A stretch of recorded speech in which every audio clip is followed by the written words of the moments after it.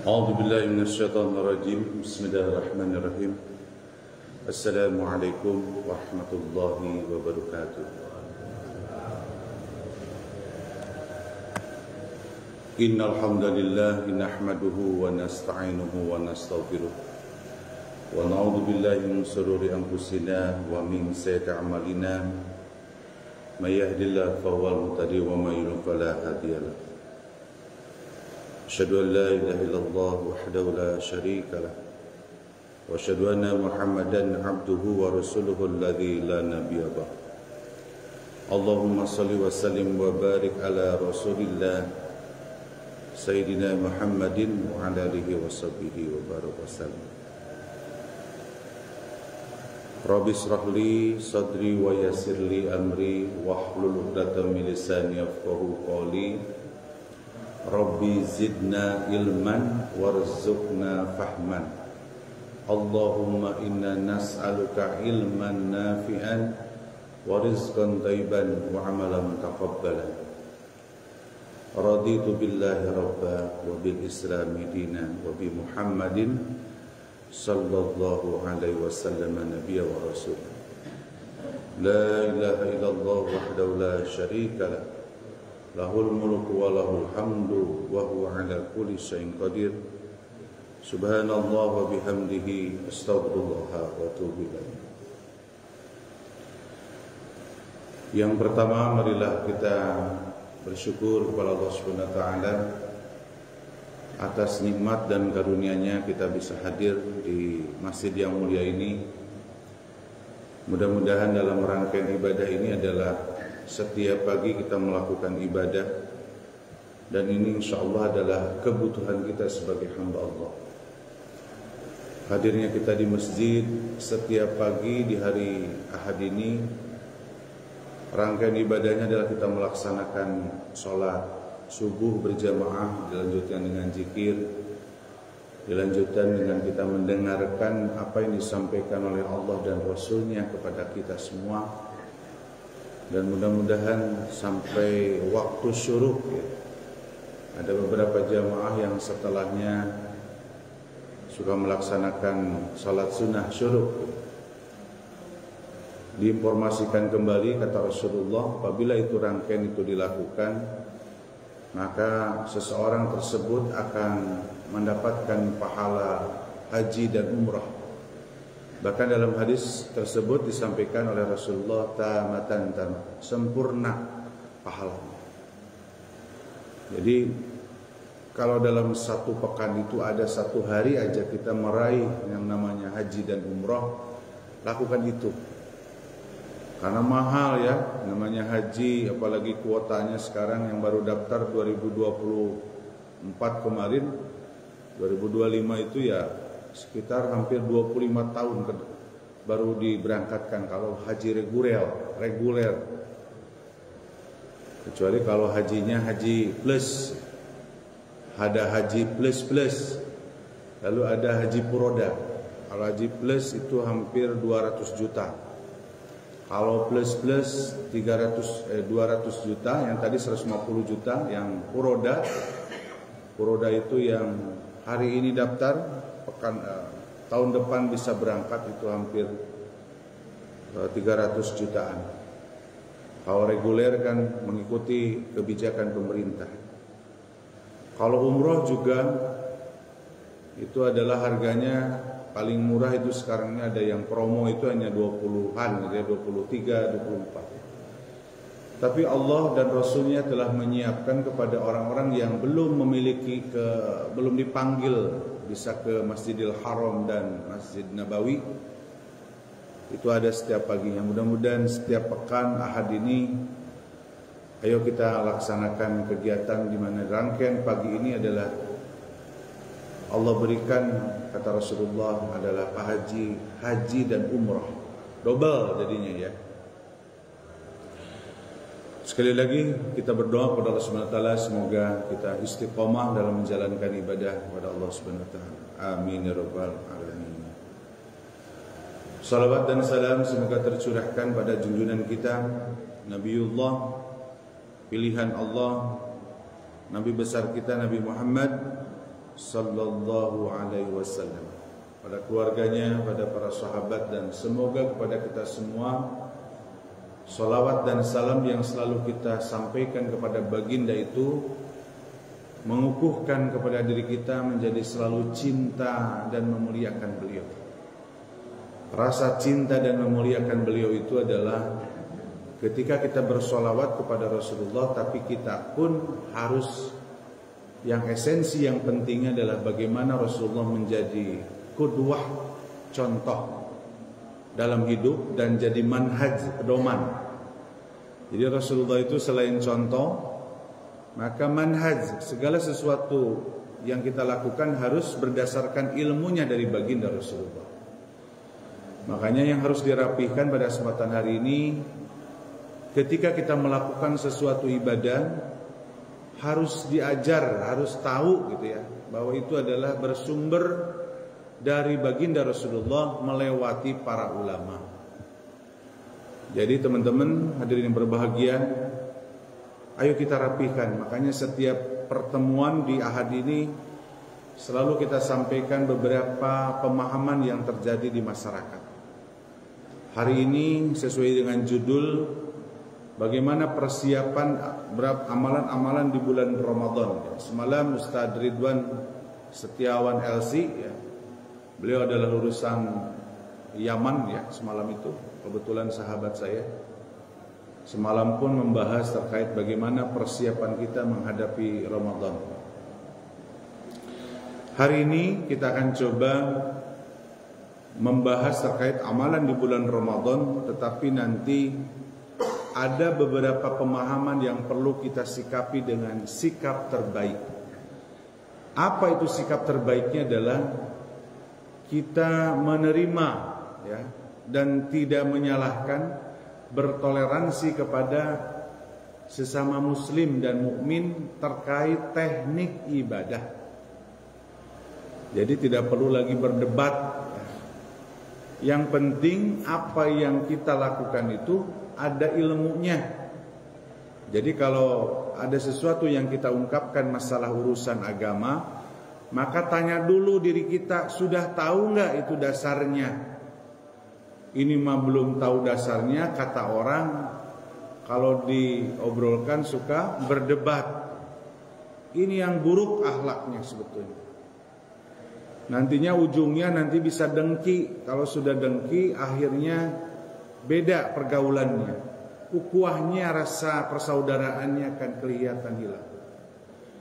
Saya sudah merasakan hidup terkait masalah ini.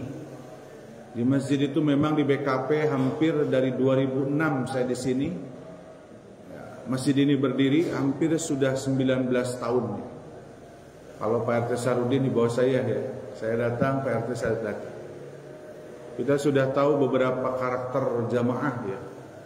Yang ada yang egois ada ya.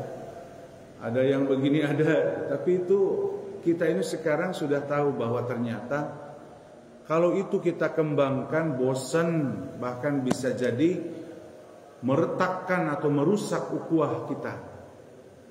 Coba aja, saya lihat di banyak lah. Ini bisa merasakan saya bahwa ruhnya ketika berdialog dengan orang yang suka mempermasalahkan terkait masalah itu. Makanya hadirin berbahagia, sikapi dengan sikap terbaik. Sikap terbaik itu apa? Kita bertoleransi saja. Yang penting pemahaman tersebut tidak sesat gitu aja. Gitu ya hadirin yang berbahagia.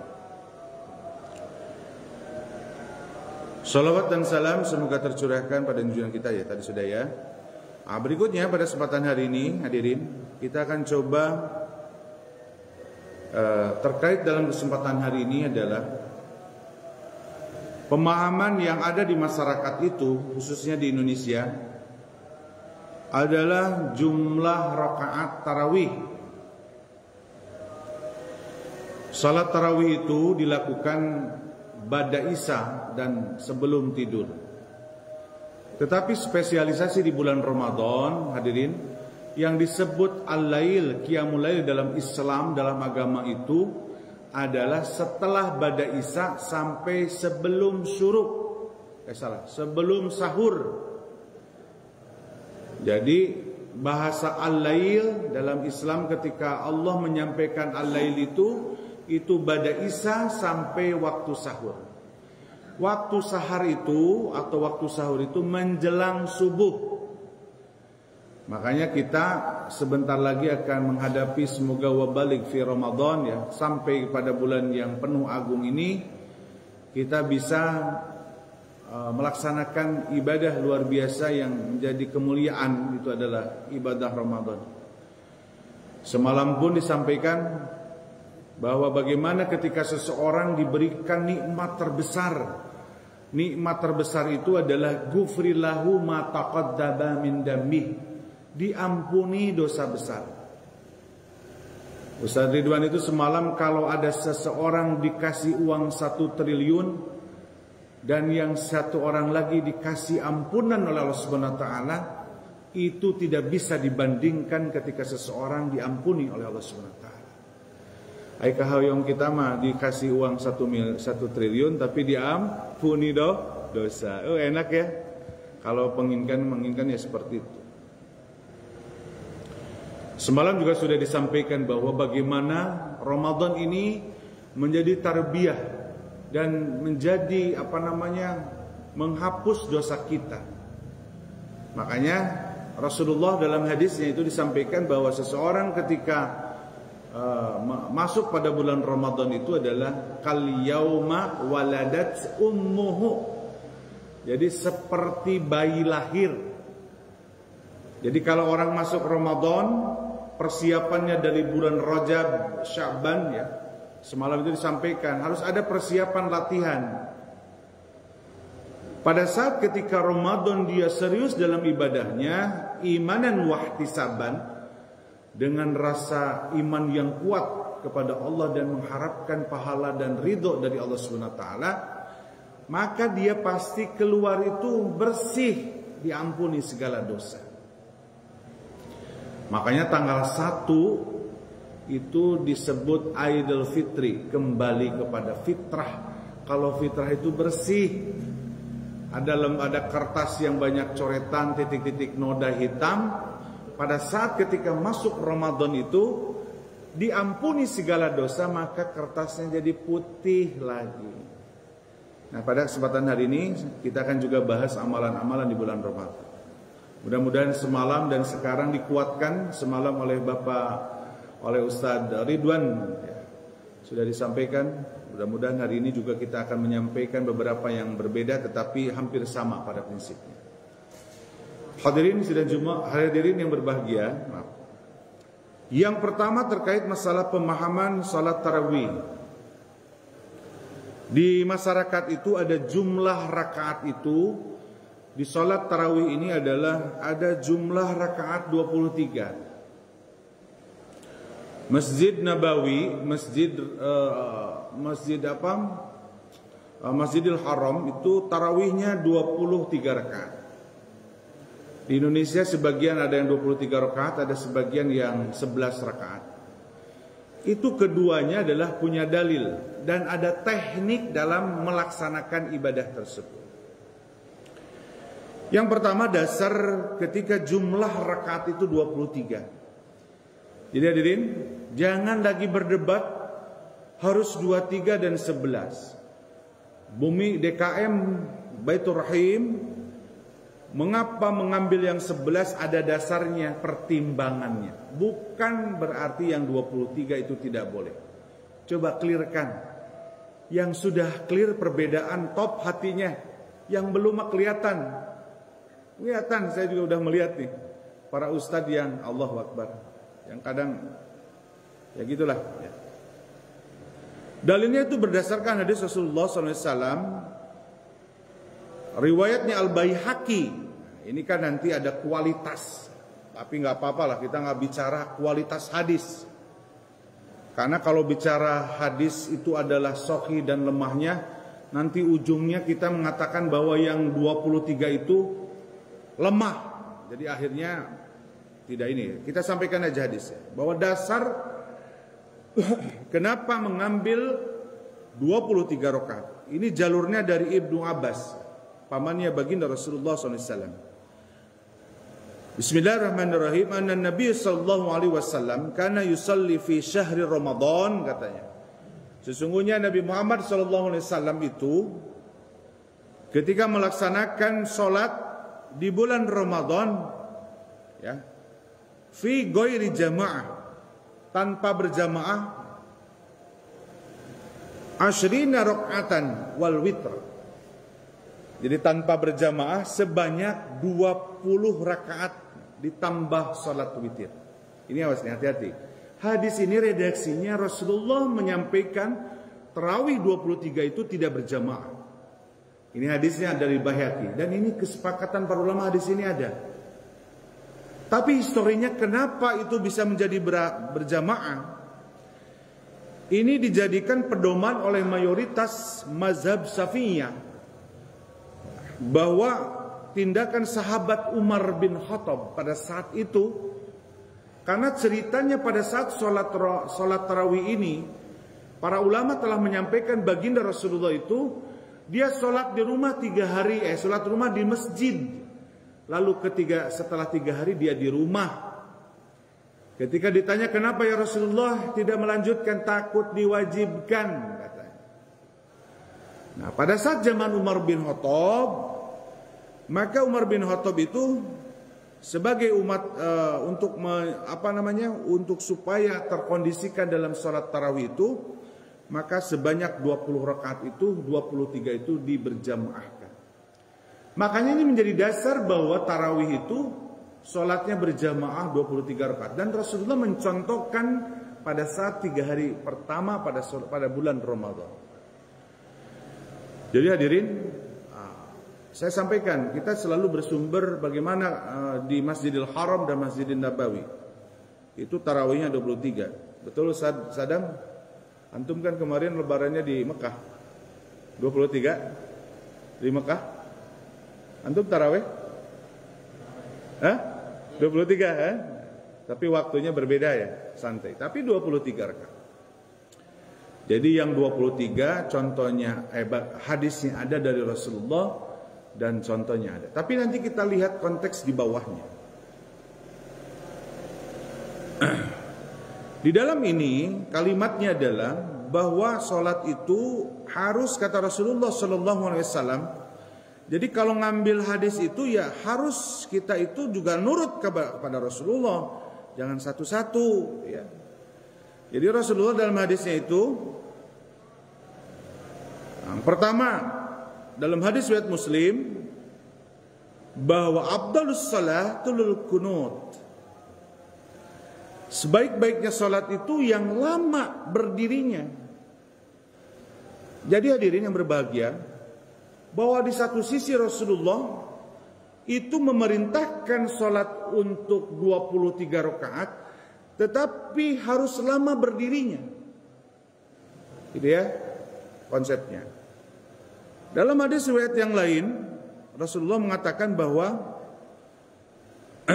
kalimatnya begini hadirin yang berbahagia, saya maaf. Bahwa dalam sholat itu, kata Rasulullah SAW itu melaksanakan sholatnya jangan tergesa-gesa.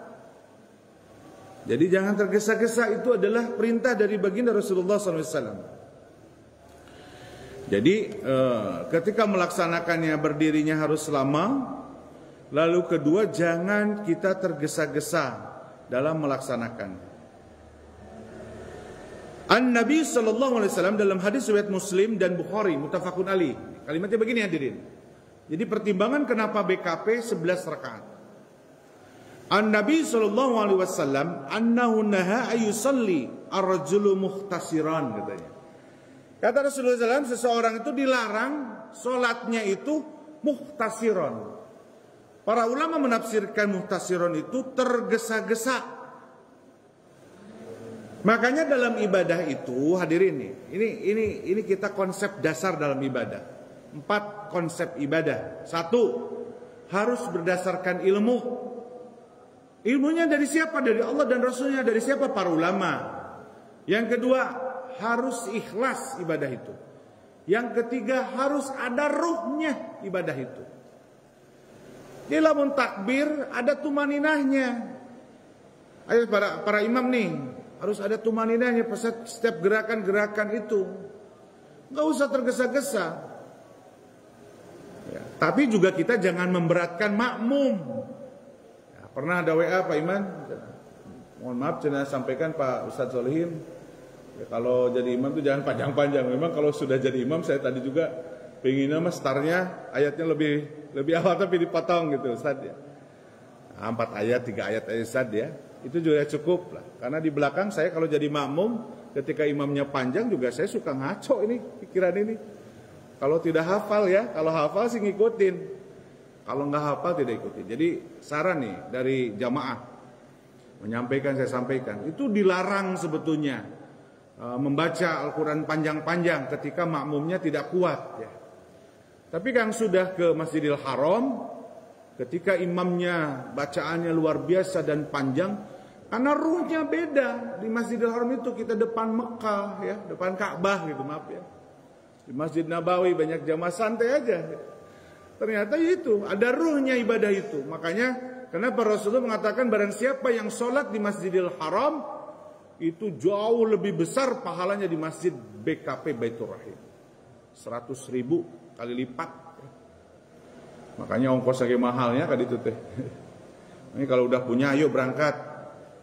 Ya, alhamdulillah di sini di PKP sudah beberapa orang yang sudah melaksanakan itu. Tapi tetap manis tato'a ilaihi sabila, harus mampu. Kalau nggak mampu manis setiap subuh aja. Setelah beres subuh zikir, salat suruh, dapat pahala itu. Jadi muhtasiron dalam hadis ini adalah terburu-buru kata para ulama itu. Ya, jadi tidak ada tumaninahnya.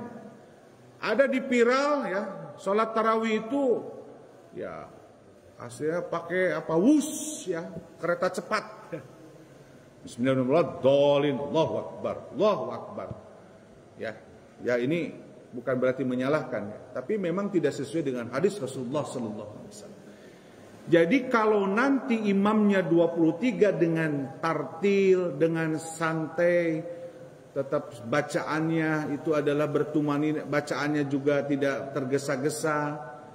Lalu dia itu adalah dengan 23 rakaat, nih makmumnya itu nanti enggak ke masjid lagi. Makanya kita sepakati 11 itu bukan pemahamannya di sini. Wah persis, wah Muhammadiyah, aduh eta mah sudah nggak ada zaman gitu. Kalau yang ngomong gitu teh ilmunya masih dangkal ya. Gitu ya, jadi gitu. Paham ya hadirin? Coba yang sudah merasakan sholat tarawih di Masjidil Haram kan, yang sudah umroh pada saat di Ramadan, Ustaz Sadam ini kemarin cerita sama saya tahun kemarin, saya juga diajak, ayo kita Ustaz ke sana, lebaran di sana. Saya ngomong lebih, saya masih ada ibu, kalau ibu masih ada, tetap yang utama adalah ibu saya, karena keramat ya. Kalau tidak punya ibu nanti insya Allah Ustaz ya, tapi nggak tahu yang namanya meninggal bisa saya dulu ya, gitu. Baik hadirin yang berbahagia.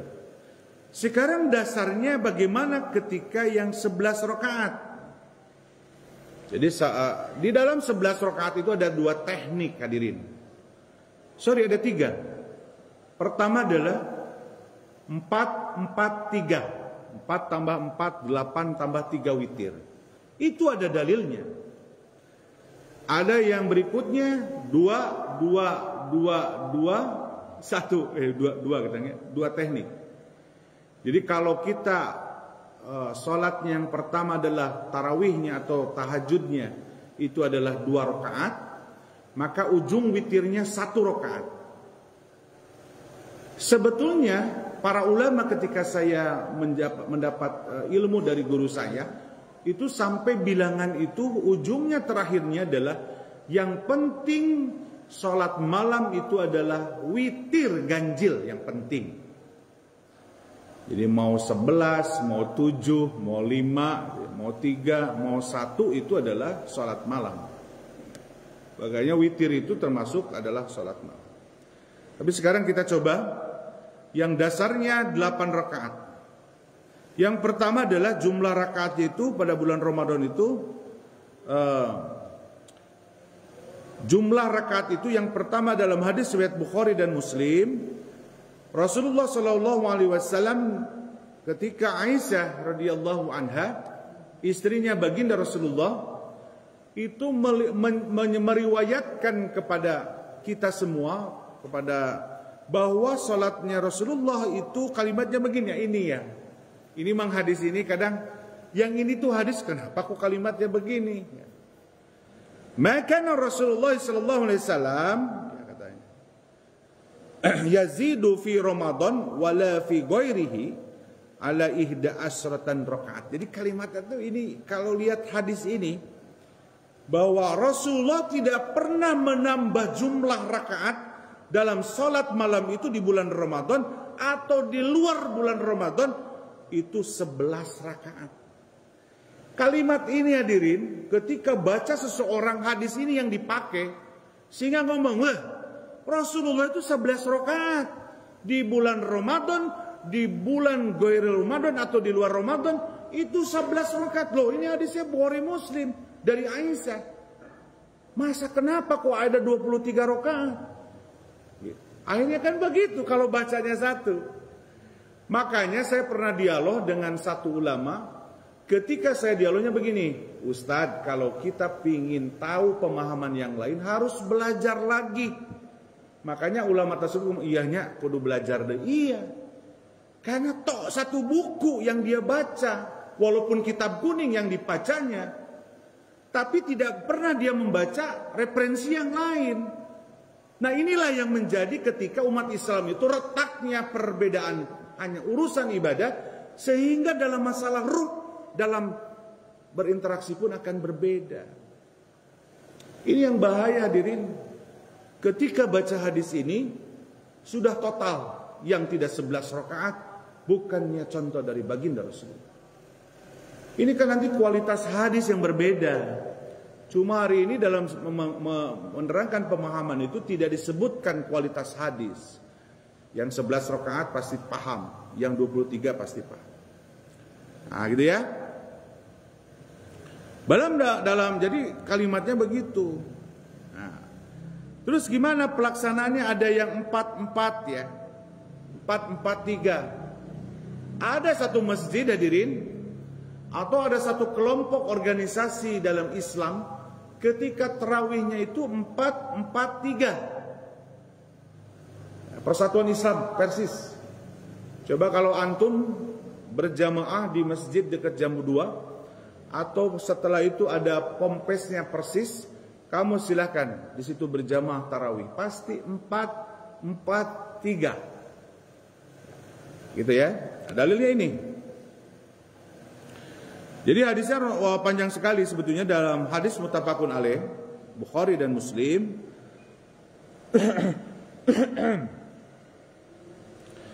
Dari sini itu dijelaskan kembali bahwa ketika tadi disebutkan ihda asrata rakaatan, bahwa Rasulullah itu melaksanakan sholatnya adalah 11 rakaat, yusalli arba'an fala tas'al an husni wa tulihinna.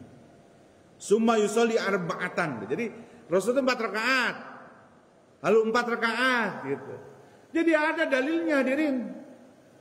Jadi jangan sampai ini 11 itu nggak boleh 4-4-3, nggak boleh itu, gitu ya. Makanya dalam hadis ini Rasulullah mengatakan bahwa setelah itu baru Rasulullah mengatakan bahwa baru ditutup dengan witri, salasan, thumma yusalli salasan. Jadi arba'atan, arba'an, salasan. 4-4-3 dasarnya ada hadirin. Kalau kita menunjuk dia salah, itu ngelecehin ke baginda Rasulullah. Ngapain sih? Ya udah penting mah sholat daripada yang kita harus lihat itu yang nggak sholatnya, gitu ya. Gitu ya. Jadi kalau ada imam yang 11 yang ngomong, kita mau 4-4-3, asal umumin dulu. Kalau imam itu mau ada cara yang berbeda atau sesuatu yang baru, disosialisasikan dulu kepada makmumnya. Wahai para makmum, saya itu gini, saya itu gini. Jangan ini mah pada saat ketika imam, nah ini menjadi obat. Nah, penting artian akhirnya mana? Saya jelaskan pada kesempatan hari ini supaya kita tuh paham hasanah keilmuan. Jangan hanya satu sumber. Kalau satu sumber nantinya kita akan menjadi dengki Ketika apalagi kita fanatik dengan dalil itu. Pernah kan ada yang ceramah itu begitu, siapa yang mau debat dengan saya masalah rakaat Jumat? Kitab saya banyak. Kan kalah luar tuh beberapa jamaah dengan melihat penceramahnya begitu. Gak boleh kayak gitu. Itu masih menggebu-gebu ya, bagus gitu. Tapi jangan sampai begitu. Karena nanti yang berbeda itu suka jadi nggak tahu, saya juga nih di masyarakat itu masih kayaknya banyak yang begitu ya. Jadi nggak pernah mau toleransinya itu tinggi. Ukhuwahnya sebetulnya, rasa persaudaraan antara muslim dengan mukminnya itu belum ada. Makanya Rasul mengatakan tidaklah seorang beriman, kalimatnya, ketika seseorang itu tidak mencintai orang lain seperti mencintai dirinya. Ini kadang beda aja. Ya Allah, saya benar nih. Yang bedanya itu para ulama, dan para ulama di atas nama tidak pernah begitu. Lihat Ustadz Abdul Somad dengan Ustadz Adi Hidayat kan berbeda dalam teknik ibadah. Tapi kalau ketemu, sarantun, ya, saling menghormati, saling khidmat. Yang anak di bawahnya, ini yang di bawahnya, ya. Kalau lagi baru belajar kitab kuning, lalu nerima dari kitab kuning itu sesuatu yang ini harus ini. Ya udah kayak gitu nanti ribut akhirnya. Ini yang bahaya sebetulnya hadirin. Beneran saya merasakan nih, karena saya termasuk orang yang merasakan itu dalam perjalanan hidup. Dan sekarang ini saya sudah kepada Allah, ya Allah, saya menyampaikan beberapa ini bukan berarti saya tidak pegang pada satu itu. Tapi ini adalah sebagai hasanah keilmuan kita kepada Allah SWT. Ya. Nah, tekniknya itu tadi saya sampaikan ya. Jadi sudah seperti itu. Yang 4-4, yang kalau yang 2-2 gimana ya? Tadi dalam Qiyamul Lail itu Rasulullah itu memang menyampaikan dalam hadis Rasulullah ada 8 rakaat itu 2 rakaat plus 3 witir, 2 plus 1. Jadi gini, ada orang yang ngomong, masa sih witir teh 2-1? Itu mah tuh genap gitu. 2 mah genap cenah, pakai matematik. Jadi gini konsepnya. Kenapa muncul 21? Itu sebetulnya konteks hadis itu Rasulullah menjalankan ibadah tarawihnya 2, 10 plus 1. Jadi witir. Ada yang kedua, para ulama mengatakan kalau sholat sunnah itu tidak boleh menyerupai daripada sholat wajib. Makanya hadirin, kalau ada orang yang lagi sholat sunat, tasyahud akhirnya itu tidak akan seperti tasyahud akhirnya tawaruk. Tawaruk itu si kaki kirinya ditumpahkan oleh paha kita. Ada yang biasa aja tasyahud awal, karena tidak mau menyerupai daripada sholat wajib, sholat subuh. Itu nggak ada masalah. 2-1 itu nggak ada masalah. Karena konteks dalam hadisnya itu 2-2-2 adalah 11 rakaat. Tapi ada juga yang 4-4-3 salasan, tadi 3 rakaat. Ya. Kalau melihat beberapa hadis banyak sekali diuraikan, ada yang 33 rakaat. Mau Pak Iman 33 rakaat? Kita besok Gempor namanya, Pak Harto ya. Nah, udahlah 11 yang asal menikmati, yang jadi imam nanti petugas imamnya ulah panjang teuing, ulah pendek teuing, bolehlah pendek pada enggak ada larangan. Yang dilarang mah kalau panjang ya. Kalau pendek tidak ada larangan. Nah, ulah pendek-pendek teuing seperti jadi imam teh ya Ustaz Angga, salamun qala mir rabbir rahim, Allahu akbar. Nah, itu terlalu pendek ya. Minimal setidaknya yang pendek itu pakai surat yang pendek. Kul ya, kul wallah gitu ya. Baik hadirin berbahagia. Nah, di dalam hadis disebutkan, ini satu hadis itu ya udah yang tadi 4 rakaat sudah. Nah, terus yang tadi dalam hadis Rasulullah SAW, kalau sebaik-baiknya salat itu adalah yang lama berdirinya. Jadi memang kalau para tahfiz, para muhafiz ya, para yang menghafal Quran, ya pada saat ketika mau mengulang murojaah Quran, ya pada saat salat malam. Pada saat sholat malam ya sholakan Ustaz Sadam. Sholat malam itu antum bacanya 1 juz, berdirinya itu bagus, ini Rasulullah mengatakan. Tapi kalau antum baca 1 juz dalam 1 rakaat di Masjid Baitur Rahim, pas kelihat ke belakang udah bubar Ustaz. Gak ada nih. Capek. Karena dalam sholat sunnah ya hadirin, Di Mekah beda lah, ruhnya beda. Siapa yang sudah ke Mekah saya tahu di sini. Enak nikmat di sana itu ya. Begitu hadirin perbedaan dalam masalah bab salat tarawih. Nanti kita akan bahas yang lainnya dalam membatalkan saum yang berbeda. Nanti kita akan coba. Tapi kita lanjutkan hadirin. Saya sampaikan dalam kesempatan hari ini bahwa kenapa pertanyaannya di bulan Ramadan itu setelah Isya lalu berjamaah. Jadi konteksnya di dalam Islam sholat malam itu dibolehkan berjamaah. Makanya tahajud pun boleh berjamaah karena termasuk qiyamul lail. Jadi hadirin, kalau hadirin hebat, kompak, punya program yang bagus di keluarganya, maka kalau setiap malam bangun dan semua anggota keluarga kita melaksanakan qiyamul lail atau tahajud di bulan yang lain berjamaah. Mantap. Kita imam, belakang istri, belakang anak. 11 rakaat lah, atau yang mau 23 silahkan. Coba bayangin, itu pendidikan luar biasa hadirin.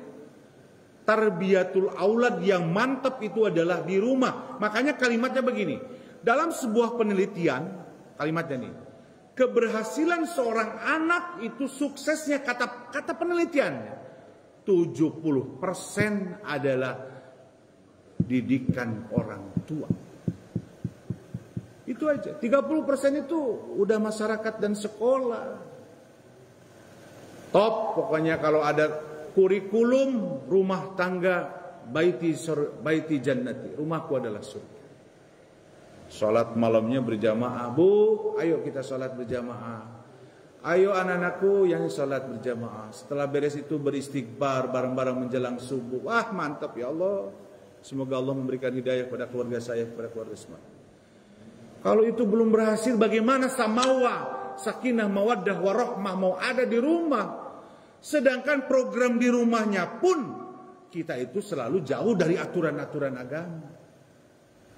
Makanya terjadilah proses disitulah kekacauan rumah tangga itu karena tidak semua kompak dalam ibadah. Punya anak 3, yang 1 tidak kompak ibadahnya. Karena pada saat dari 0 ke 7 tahun itu dilepas terkait itu. Makanya saya punya anak laki-laki, Fajri itu gak pernah dilepas di BKP. Berjamaah harus ada saya. Walaupun dia abah mau ke masjid, saya enggak. Jangan ke masjid sama saya. Karena perlu didikan dari ayahnya. Sehingga gampang pada saat ketika kita mau mengendalikan anak kita.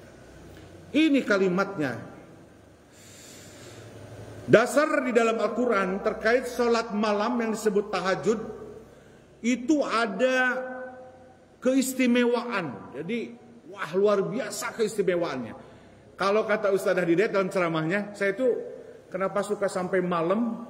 Saya itu belajar dari ceramahnya Ustadzah Hidayat, belajar dari ceramahnya Ustadz Abdul Somad, saya baca, saya online belajarnya. Makanya sampai malam di sekolah itu belajar. Karena kalau udah ke rumah, pinginnya tidur.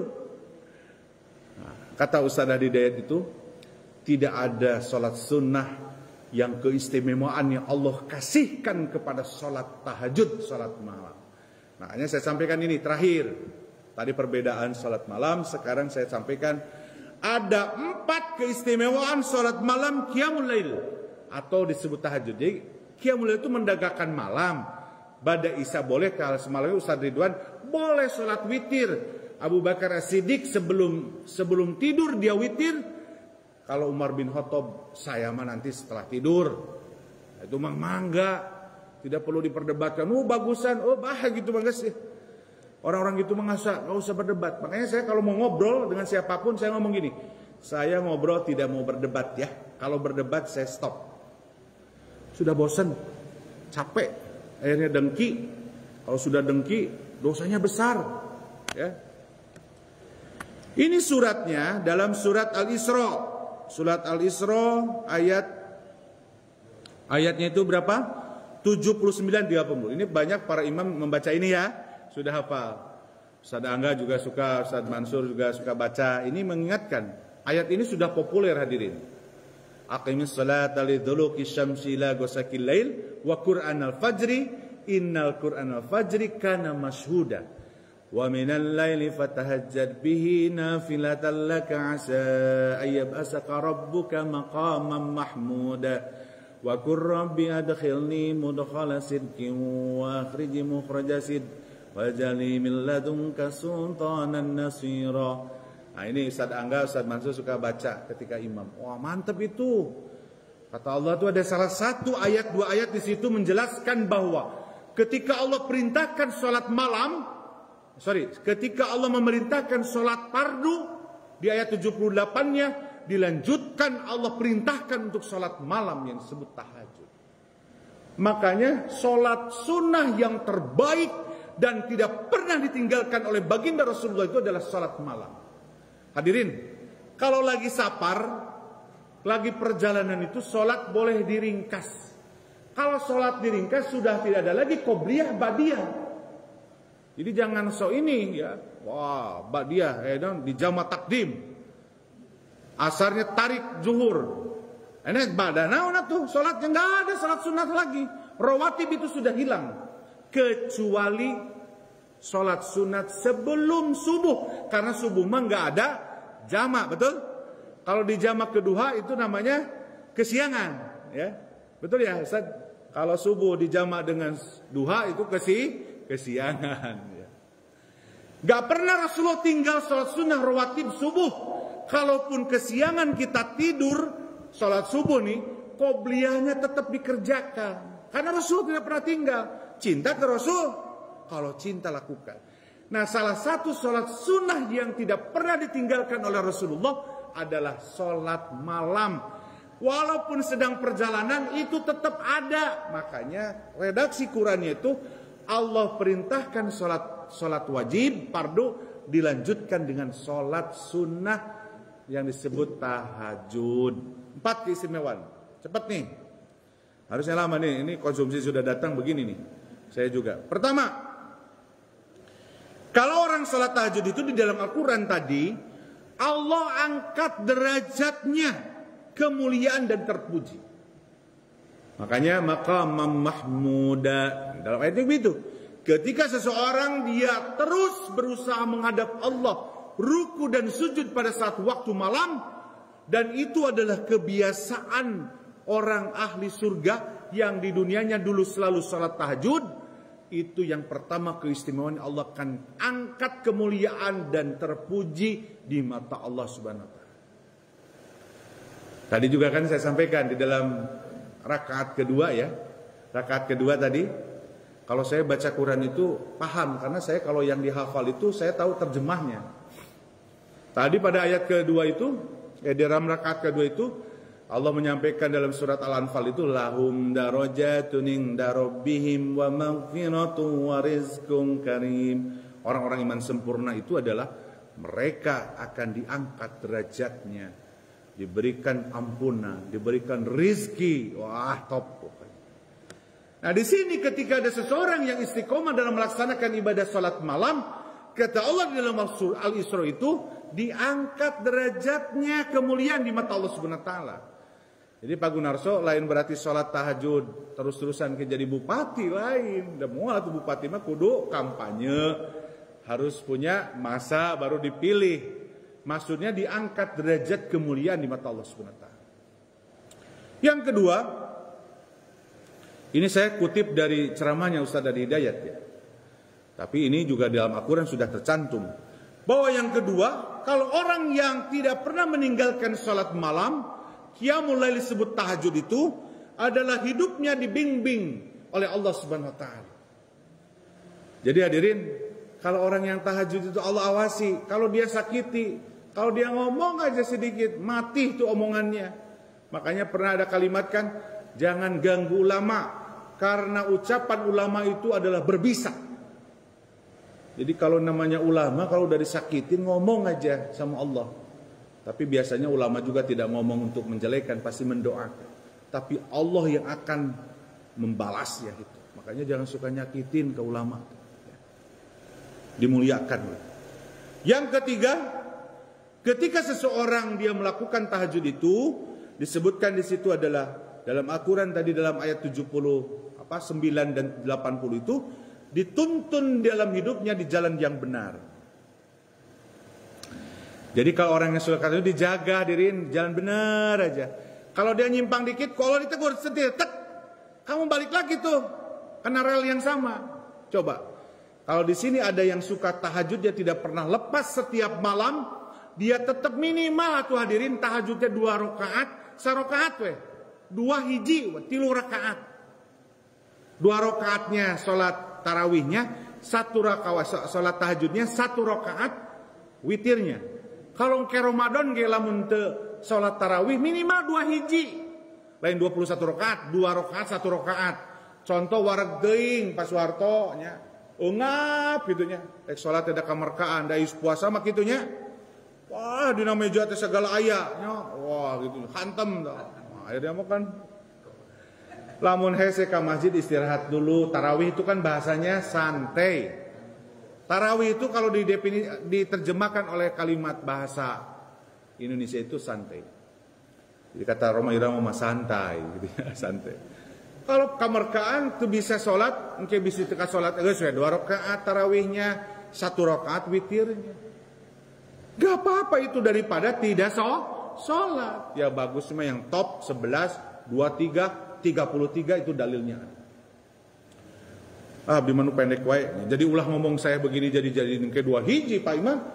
Salat tarawihnya besok di DKM Baitur Rahim 2 rakaat 1 rakaat. Weh, sigana mah sarmangat ke masjid Pak Iman. Rek 21 di sini.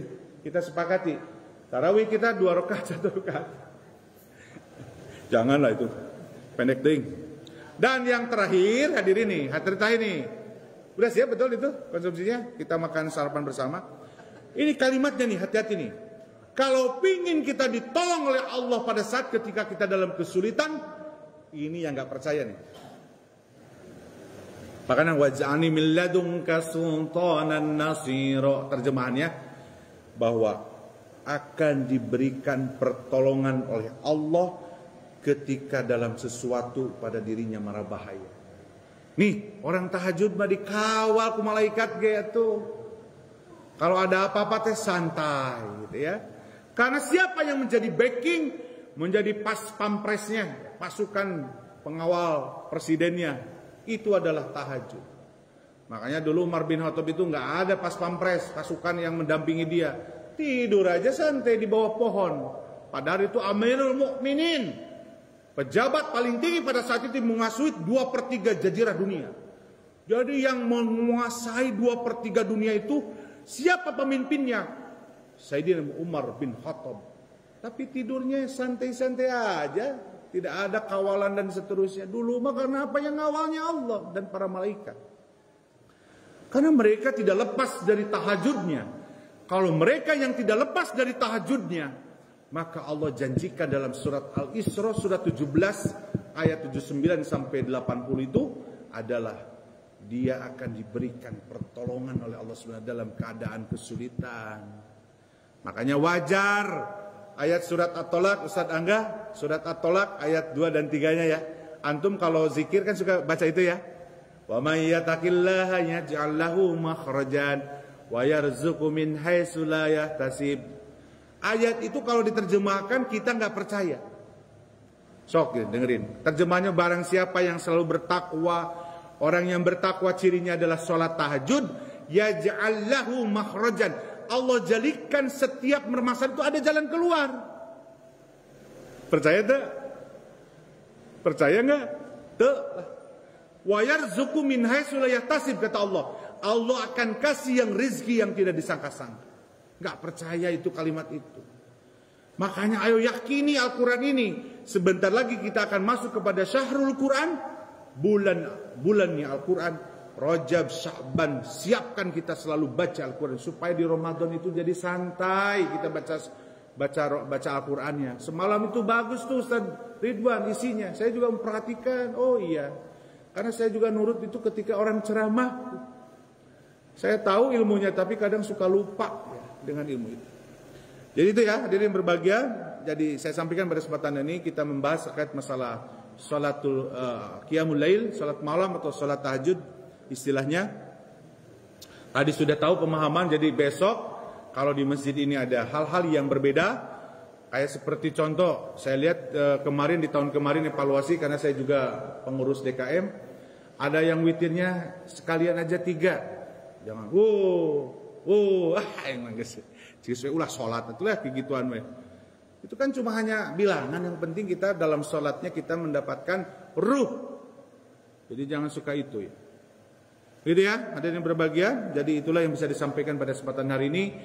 Tapi kita harus semangat ketika Allah menyampaikan, ketika Rasulullah menyampaikan kehebatannya sholat malam. Sampai Allah menyampaikan di dalam surat apa? Al-Muzammil. Allah akan tersenyum. Surat Al-Muzammil ayat terakhirnya, coba baca ayat 20-nya. Allah tersenyum kepada orang yang melaksanakan ibadah sholat tahajud. Jadi kalau ada yang tahajud, Allah itu sedang senyum ke kita. Maukah tahu kapan Allah senyum kepada hambanya? Yaitu pada saat ketika dia sholat malam. Mau Allah tersenyum hadirin? Ayo tahajudnya. Jadi walaupun kita punya majlis lain Pak RT, pada saat ketika pas waktunya tahajud, lakukan tahajud. Karena kita punya prinsip pada saat tahajud itu, Allah tersenyum kepada hambanya. Surat Al-Muzammil ayat 20. Silakan baca. Di ayat pertamanya itu tafsirnya. Ya. Dan yang kedua, di sini hidupnya dibimbing oleh Allah. Terus yang ketiga, dituntun di jalan yang benar. Dan yang terakhir, ahli tahajud backingnya itu jenderalnya jenderal luar biasa, para malaikat dan Allah yang menjaga. Siapapun yang mengganggu mereka, Allah lah yang akan membalasnya. Makanya kemarin alhamdulillah Allah tunjukkan kekuasaannya. Semalam pun disampaikan, kemarin atau semalam tadi pada saat ketika ceramahnya Ustadz Bazuri, pada saat kita mau syukuran di Hafiz itu mengatakan, mudah bagi Allah 2 hari bisa hancur laknatullah itu ya. Ya, semoga Allah turunkan pasukan-pasukan Allahnya kepada melindungi para mujahid dan mujahidah di Palestina.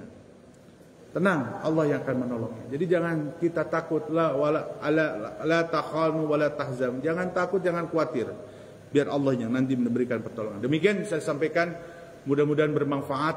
Ini semua yang saya sampaikan adalah nasihat bagi saya semua, dan ini adalah nasihat buat saya dan kita semua, dan kita sampaikan kepada Allah dan Rasulnya apa hadirin?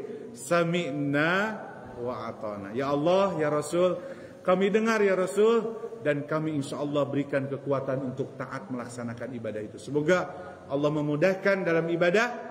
Setiap malam kita bisa bangun sepertiga malam, dan disitulah kita ruku dan sujud kepada Allah, meminta semua kehidupan untuk mendapatkan kehidupan yang bahagia di dunia dan di akhirat. Amin ya rabbal alamin. Demikian aqulu qouli hadza wa sallallahu wa lakum. Mari kita akhiri dengan doa kafaratul majlis. Bismillahirrahmanirrahim. Subhanakallahumma wa bihamdika asyhadu an la ilaha illa anta astaghfiruka wa atubu ilaik. Demikian, assalamualaikum warahmatullahi wabarakatuh.